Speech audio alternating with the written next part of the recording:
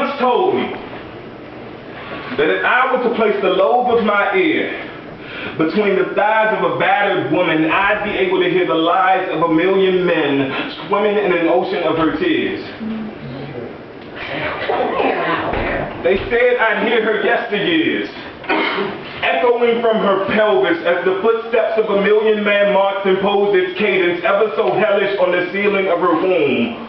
Or perhaps I might hear the doom whistling from falling fatherhood promises, spiraling in flames, dropped before she was ever named, still yet to make their way crashing to the ground floor of her soul. They told me to try sending her a compliment.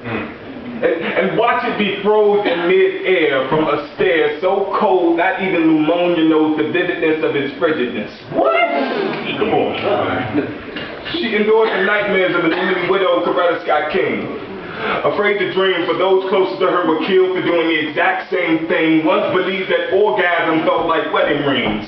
So never thought of it as settling as she wrote her vows in flesh and exchanged them with every being who dug love letters inside her waistline. Used her walls like those of bathroom stalls, the marquee for a good time. Graffiti lines her ovaries as chivalry remains a cruel joke.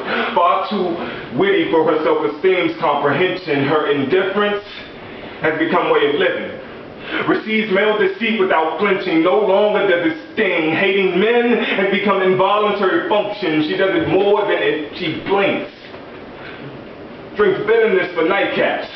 Eats heartbreak for breakfast, etches every false alarm soulmate with false promises of affection disguised as erection inside the fallout shelters of her feeling. Healing seems blasphemy, but from the look in her eyes, she has to be tired. I mean, you can see the desire struggling to escape her retinas.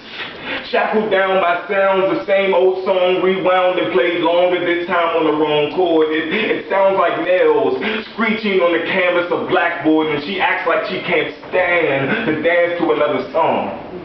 Loved blind and led wrong by seeing idols who were supposed to be kings, supposed to be fathers and brothers, supposed to be friends and actual human beings. Turned her virginity into urban myth.